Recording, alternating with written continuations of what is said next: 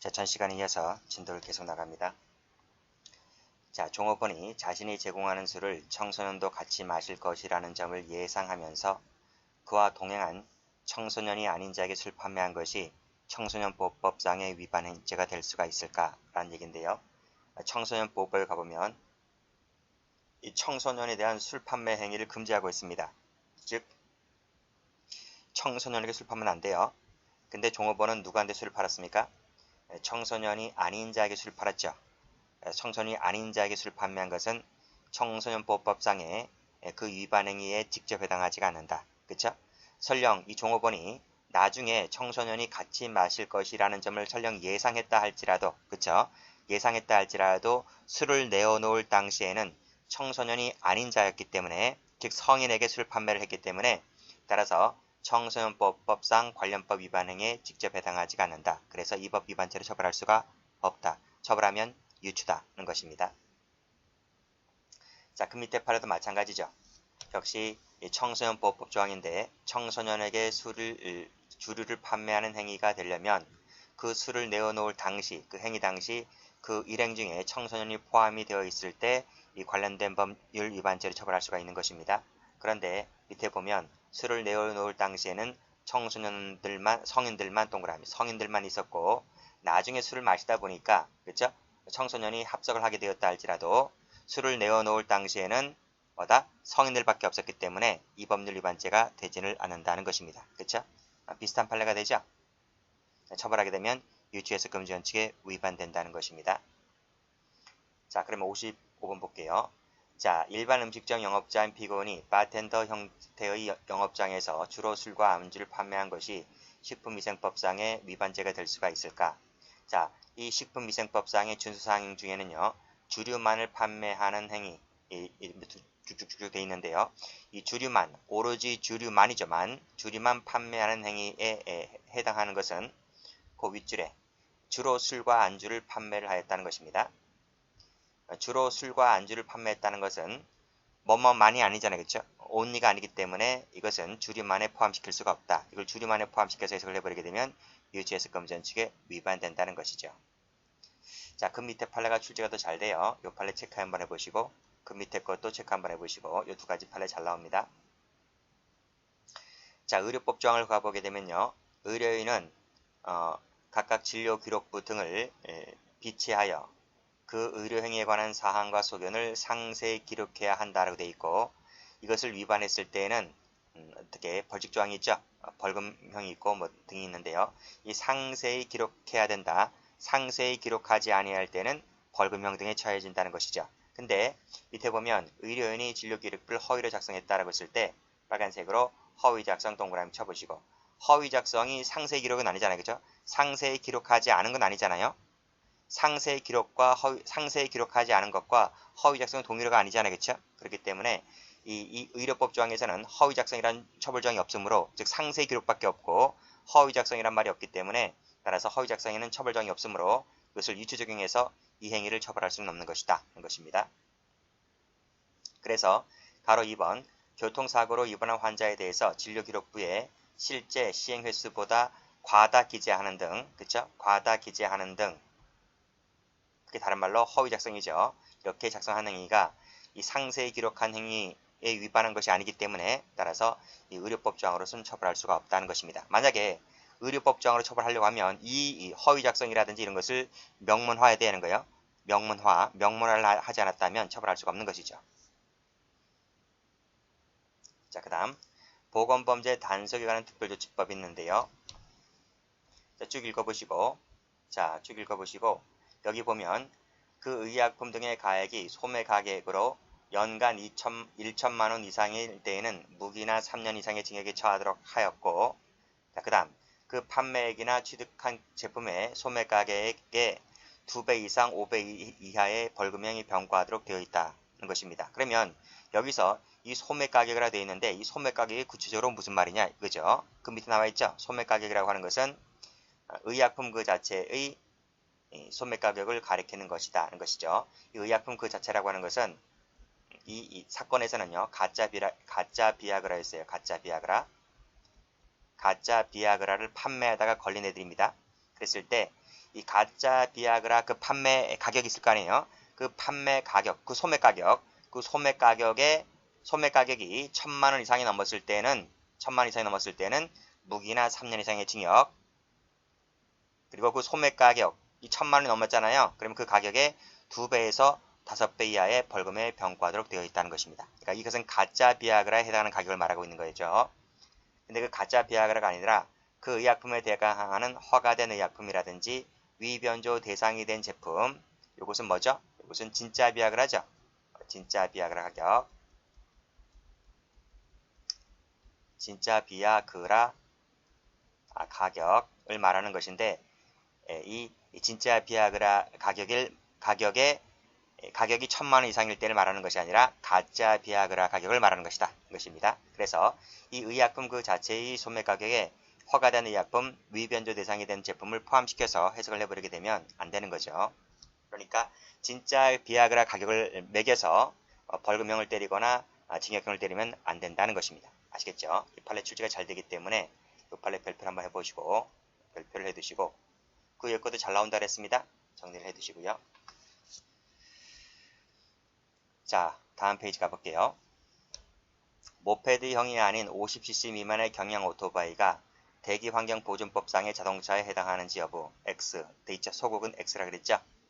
될 수가 있습니까? 자, 그런데 대기환경보존법을 가보면요. 엔진 배기량이 50cc 미만인 이륜 자동차는 모페드형에 한한다라고 되어 있습니다. 그러니까 이 자동차라고 하는 것은 모페드형에 한한다는 거죠. 모페드라고 하는 것은 여기 모페드형. 자, 모페드라고 하는 것은 플러스 모터 플러스 페달 이것이 합쳐진 합성어입니다. 그러니까 모터도 있고 페달도 있는 거. 그러니까 모터와 페달을 갖춘 자전거의 일종이다. 그래서 오토바이처럼 달리다가 페달을 밟아 달릴 수도 있는 것. 이게 모페드형이라는 거죠. 이 모페드형에 한한다고 되어 있잖아요. 그렇죠? 한한다고 되어 있기 때문에 이 자동차는 요것에 한하는 것입니다. 그렇죠? 근데 50cc 미만의 경량 오토바이라고 되어 있네요. 빨간색으로 경량 오토바이 동그라미 쳐보시고 오토바이는 뭐죠? 오토바이는 모터밖에 없는 거죠. 모터밖에 없고 페달이 있어요 없어요? 페달이 없는 거예요. 그래서 요건 없다는 것입니다. 그래서 모터만 있는 것이 오토바이고 모페드형은 모터 플러스 페달이 있는 것이기 때문에 같은 말이 아니잖아요. 그렇죠? 그래서 페달이 없는 것임에도 불구하고 페달에 있는 것에 해당하는 모페드형에 포함시켜서 해석을 해버리게 되면 된다 안 된다? 안 된다는 것입니다. 그래서 이 50cc 미만의 경량 오토바이가 그 중국식 오토바이 있죠. 중국집에서 배달부 애들이 타고 다니는 오토바이들 있잖아. 소음이 엥 하고 막 그 다음에 소음도 막 이상하고요. 시끄럽고 그 다음에 매연가스 많이 나오고 그러니까 이 50cc 미만의 경량 오토바이가 시꺼먼 매연가스를 내뿜고 갔다는 것입니다. 갔는데 이것이 대기환경보존법상의 자동차에 해당할 수가 있을까? 근데 이것은 모페드형이 아니기 때문에 이것은 이 관련된 법률 위반죄로 처벌할 수가 없는 것이다. 는 것이죠. 지금은 어떻게 바뀌었는지 모르겠어요. 그 옛날 법이 그랬으니까. 그 다음 59번 볼게요. 59번을 보게 되면 별표를 하나 더 쳐보세요. 이렇게 하나 더 쳐보시면 됩니다. 자, 여기서 마지막 줄이죠. 구의료법 17조 제1항에서 정한 직접 진찰한 의사가 아닌 자에 해당할 수가 있을까? 아닌 자입니다. 아닌 자. 직접 진찰한 의사가 아닌 자가 처방전을 등을 발급한 경우에 해당할 수가 있을까? 누가요? 위에 가보시게 되면 의사죠. 의사가 환자와 대면치 아니하고 전화나 화상 등을 이용해서 환자 용태를 스스로 듣고 판단해서 처방전을 발급을 해줬잖아요. 이것이 의료법상 위반죄가 될 수가 있을까라는 얘기예요. 의료법에 가보면 직접 진찰한 의사가 아닌 자 또는 돼 있어요. 또는이란 말은 뭐죠? 연결하잖아요. 그렇죠? 그래서 자신이 직접 진찰한 의사가 아닌 자 그렇죠? 이 아닌 자라고 하는 것이 여기도 걸려버리고 여기도 걸려버리는 거예요. 즉 이 아닌 자에 해당할 수가 있을까? 안 된다는 것입니다. 결국 누가 했나요? 의사가 있잖아요. 의사가 직접 대면 진찰만 안 했을 뿐이지 화상이나 전화 등을 이용해서 듣고 처방전을 발행했기 때문에 의사가 한 거지 의사가 아닌 사람이 한 겁니까? 의사가 한 것이기 때문에 결국 이것은 이 법률 위반죄가 된다 안 된다? 안 된다. 이걸 처벌하게 되면 유추해석이다는 것이죠. 자, 그 밑에 판례. 자, 여기까지가 사실관계입니다. 자, 그런데 어떤 사건인가 하면 위에 건 사실관계 읽어보시고요. 자, 밑에 보시게 되면 의료법 27조 제3항에서 정한 환자의 유인이라고 할 수가 없고 이게 무슨 말인가요? 그 밑에 보면 환자의 속의 알선, 그 사주 등에 해당한다고 볼 수가 없는데도 그쵸? 의료법에는 이거 못하게 돼 있는가 봐요. 고객 등을 유인해서 그 못하게 돼 있는가 봐요. 속에는 알선 이거 안 되게 돼 있는가 봐요. 이거 하게 되면 처벌당하는 조항이 있는가 봅니다. 그런데 올라가 보시면 피고인을 회사가 운영하는 인터넷 사이트 30만 회원들에게 안과 수술에 대한 이메일 광고를 이메일로 발생하여 수술 등을 받도록 함으로써 뭐뭐하게 한 것이 의료법 위반죄가 될 수가 있을까? 라고 하는 것인데 여기서 빨간색으로 이메일 발송 나와 있죠? 이 이메일 발송, 이 이벤트 광고를 이메일로 발송한 것은 환자의 유인이라고 볼 수가 없다.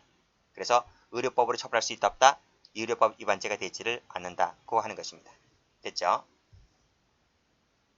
자, 그 다음 이거 잘 나와요. 61번도 잘 나오고 그 다음 페이지에 나와 있는 이 같은 판례입니다. 이것도 같은 판례니까 이것도 별표를 쳐두시면 돼요. 근데 여기 오타 나왔어요. 여기 앞에 있는 자격을 지워버리세요. 이건 자격을 지워버리시면 돼요. 자, 올라가 볼게요.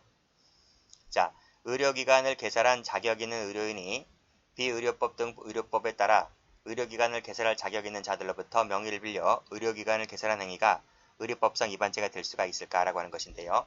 자, 밑에 나와 있죠. 의료법상에 금지하는 것은 의료인이나 의료법인 또는 기타 영리법인이 아닌 자죠. 아닌 자가 의료기관을 개설했을 때 이렇게 처벌하게 되어 있는 거예요. 아닌 자가. 그런데 밑에 보면 따라서 뭐다? 의료기관을 개설할 자격이 있는 의료인, 자격 있는 의료인이 개설한 것은 아닌 자가 아니기 때문에 처벌할 수 있다 없다? 없다. 그래서 위배된다고 볼 수가 없다. 이걸 위배된다 그러면 유추해석이다는 것입니다. 그렇죠? 그 다음 판례도 마찬가지 결론은 똑같은데 판례 번호만 약간 다를 뿐이죠. 그래서 여기도 마찬가지로 여기 보면 여기 밑에 엄격히 제약해서 그 이외의자가 의료기관을 개설하는 행위를 금지함으로써 하게 되는 것이다. 것입니다. 따라서 이 자격 있는 의료인이 하게 되는 것은 의료기관이 아닌 자가 아니기 때문에 따라서 의료법 위반죄로 처벌할 수가 없다. 그래서 위반된다고 볼 수가 없다. 그러면 위반된다고 보게 되면 유치해석 금지원칙에 위반된다는 것입니다. 자, 다음. 자, 이것은 10년 전에 일반 경찰집에 한번 나온 판례인데요. 액화 석유가스의 안전관리 및 사업법에 나와 있죠. 여기서 액화 석유가스 충전 사업자라고 하는 것은 자, 액화 석유가스 충전 사업의 허가를 맡은 자를 말한다. 그러니까 허가를 받은 자는 본인명이죠. 본인명이. 자기명이다. 자기 명의로 허가를 받은 자를 말한다. 따라서 타인 명의로 받은 자는 자기 명의를 받은 자가 아니기 때문에 이 법 위반죄가 된다 안 된다? 안 된다는 것이죠. 그래서 밑에 처명의 동그라미 쳐보시고 처명의로 허가를 받아서 충전 사업을 운영할 경우에 이것은 이 처는 사업자가 아니기 때문에 이 피고인을 그 남편을 이 법 위반죄로 처벌할 수가 없다는 것입니다. 자기 명의가 아니고 타인 명의로 되어 있잖아요. 아내 명의로 되어 있기 때문에 그 남편은 이 법 위반죄로 처벌할 수가 없는 것이다. 됐죠? 자, 그 다음 밑에 판례. 자, 조세범 처벌법이 나와 있네요. 쭉 읽어보시고요. 그 밑에 재화, 용역을 공급하지 아니하고 부가세법에 따른 세금 계산서를 발급하는 행위를 처벌하도록 되어 있다. 그랬네요. 이때 조세범 처벌법 제10조 제3항 제1호는 그 재화 용역을 공급하지 아니한 자가 자신을 공급자로 하는 자로 기재한 세금 계산서를 교부한 행위를 처벌 대상으로 하고 있는 것이므로 그렇죠? 자신이라 해서 자신. 그렇기 때문에 자신이 아닌 타인 명의를 기재하게 하였을 때는 자신을 공급자로 기재한 것이 아니기 때문에 이것을 이 법 위반죄 처벌할 수가 없다는 것이죠. 됐죠? 자, 그 다음 국민건강보건법을 가보게 되면요. 고의나 중과실로 범죄 행위를 기인하거나 고의로 보험사고를 발생시켰을 때 보험급여를 제한하라고 하고 있는데 이때 고의나 중과실로 인한 범죄 행위에 기인한 경우에는 역시 마찬가지로 자기의 범죄 행위입니다. 자신의 범죄 행위로 사고가 발생했을 때를 말하는 것입니다. 그랬을 때 자신의 범죄 행위가 아닌 밑에 타인의 폭행으로 인해서 발생한 사건 사고에 대해서는 자기 사건이 아니기 때문에 이 법 위반죄로 처벌할 수가 없다는 것이죠. 처벌하면 유추다는 것입니다. 자, 다음. 이것도 10년 전에 일반 경찰 시험에 한번 나온 적이 있는데요. 주택법을 가보게 되면 연간 대통령령이 정하는 호수 이상의 주택건설 사업을 시행하고자 하는 자는 건설부 장관에게 등록하지 않고 사업을 하는 경우를 처벌하도록 규정하고 있고, 이때 주택법 시행령 제10조 1항은 이때 대통령령, 여기 나오죠? 대통령령. 이 대통령령이 정하는 호수라고 하는 것은 단독주택의 경우는 20호, 공종주택의 경우는 20세대 이상을 말한다 할 것이다. 즉 단독 20호, 공동 또는 20세대를 짓고자 하는 사람은 반드시 건설부 장관에게 등록을 하고 사업을 해야 됩니다. 등록하지 않고 사업했을 때 처벌할 수 있는 조항이 있는 것이죠. 그렇죠? 자, 근데 그러니까 단독일 때는 20호, 공동일 때는 20세대 이상일 때를 말하는 거예요. 또 와요. 또 쉼표로 되어 있죠? 그러니까 5와 이거 단독일 때 20호 이상이거나 공동일 때 20세대 이상을 짓고자 하는 사람은 반드시 건설부 장관에게 등록을 하고 사업을 해라. 이거 이렇게 보는 거죠. 근데 어떤 업자가 여기 각 기준에는 미달되지만 단독과 공동을 합해서 20이 넘어갔어요. 20이 넘어간 것은 여기에 포함되지 않죠. 그렇죠? 그러니까 각각에는 미달이 돼요. 그러니까 단독은 15, 공동도 15. 그러면 20이 넘어가잖아요. 그렇죠? 30이 되죠. 30이 되는 것이기 때문에 여기는 이것을 포함시킬 수가 없다. 이 세 번째 줄에서 말하는 대통령령이 정하는 호수라고 하는 것은 단독일 때 20이 넘어야 되고요. 공동일 때 20이 넘어야 되는 거죠. 그러니까 각각의 20을 말하는 것이지 각각에는 미달되지만 합해서 20이 넘어갔을 때는 여기에 포함시킬 수가 없다는 것입니다. 이걸 처벌하게 되면 유추다 하는 것이죠. 그러니까 이런 편법을 쓸 수가 있기 때문에 이런 조항을 미리 만들어 놨었어야지 예측을 하고 그걸 예측을 못한 상태에서 만들어 놓지 아니하였음에도 불구하고 이 법률 위반죄 처벌하게 되는 것은 유치해서 금지 원칙에 위반된다고 봤죠. 그러니까 이런 사건들도 있기 때문에 입법자들은 법을 만들 때 이런 것을 예측하면서 이런 것까지 다 규정을 해 놓아야 되겠죠. 그렇죠? 지금은 어떻게 되는지 모르겠어요. 자, 그 밑에 발라볼게요. 이것도 잘 나옵니다. 별표 쳐보시고. 자, 지방세법 84조 제1항의 지방세에 관한 범칙 행위에 대해서는 조세범 처벌법령을 준용한다. 이렇게 되어 있습니다. 그리고 이 조세범 처벌법령은 그 조세범 처벌법과 그 부속 하위 법령을 의미한다 할 것이다. 그쵸? 이렇게 되어 있었죠. 자, 근데 쭉 읽어보시고요. 쭉 읽어보세요. 쭉 읽어보시고, 자, 저는 맨 마지막 것만 읽어볼게요. 이때 지방세법 제84항 제1항의 조세범 처벌법령에는 뭐가 포함되지 않는다? 특정 특가법이 포함되지가 않습니다. 이걸 포함시켜버리게 되면 유치해석 금지 원칙에 위반된다. 왜 나와 있잖아요. 조세범 처벌법령이라고 하는 것은 조세범 처벌법 그리고 그 부속 하위 법령을 말하는 것이기 때문에 그 부속 하위 법령에 특가법이 포함됩니까? 특가법하고 이 조세범 처벌법령에는 입법 취지라든지 보호법이 이런 것들이 전부 다 다를 텐데요. 그래서 여기에 포함시킬 수가 없다. 포함시켜버리게 되면 유치해석 금지 원칙에 위반된다.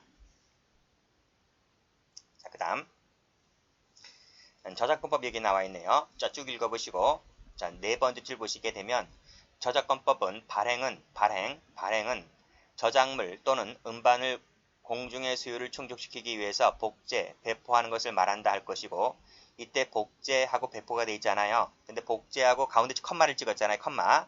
복제, 컴마 찍고 배포의 의미가 복제하여 배포하는 행위를 뜻하는 것인지, 아니면 복제하거나 배포하는 행위를 뜻하는 것인지가 문제가 된다. 즉 가운데 점을 and로 볼 것이냐 or로 볼 것이냐 그런 얘기죠.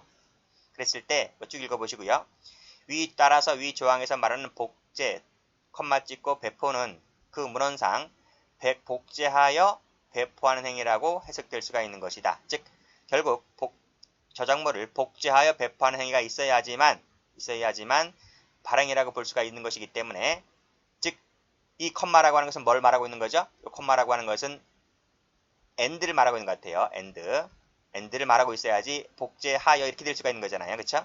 그래서 오화가 아니기 때문에 복제한 것만으로는 발행이라고 볼 수가 없다. 즉 오화로 보게 되면 복제한 것만으로 발행이라고 볼 수가 있겠죠. 오화라고 보게 되면 근데 and라고 해석을 해야 되는 것이기 때문에 복제만으로는 발행이라고 볼 수가 없어서 복제한 것만으로는 이번 위반죄를 처벌할 수가 없다는 것입니다.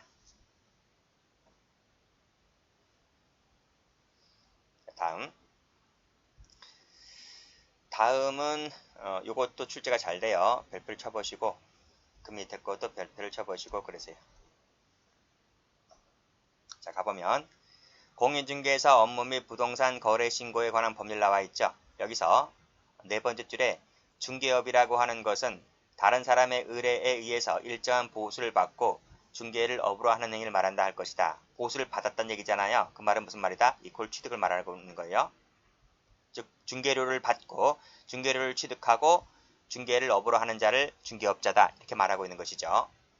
따라서 단순히 요구하거나 약속만 했다는 거 하는 것은 중개업에 해당한다고 볼 수가 없어서 처벌 대상이 되지를 않는다는 것입니다. 실질적으로 돈을 받아야 되는 거예요. 돈을 받았을 때 안에서 중개업자로 볼 수 있는 것이기 때문에 단순히 보수를 요구받거나 약속받는 것은 명문정이 없습니다. 명문정이 없기 때문에 보수를 받았다는 것에 포함시킬 수가 없는 것이죠. 따라서 중개사 사무소 개설 등록을 하지 않고 중개를 하면서 그에 대한 보수를 요구나 약속받은 것만으로는 처벌할 수가 있다 없다? 처벌할 수가 없다는 것이죠. 처벌하게 되면 유치해석 금지 원칙에 위반된다. 만약에 취득을 했으면 처벌할 수가 있어요. 취득을 하지 않고 단순히 요구나 약속했다는 것만 갖고서는 처벌할 수가 없다. 그래서 밑에 개설 등록을 하지 아니한 피고인이 보수를 현실적으로 받지 못한 상태에서 단순히 알선만 했다고 해서는 뭐다? 처벌 대상이 되지를 않는다. 처벌하려면 이런 조항을 만들어 놨었어야 됩니다. 미리 사전에. 자, 밑에도 마찬가지입니다. 역시 마찬가지로 중개업이라고 하는 것은 취득을 말한다 그랬어요. 취득.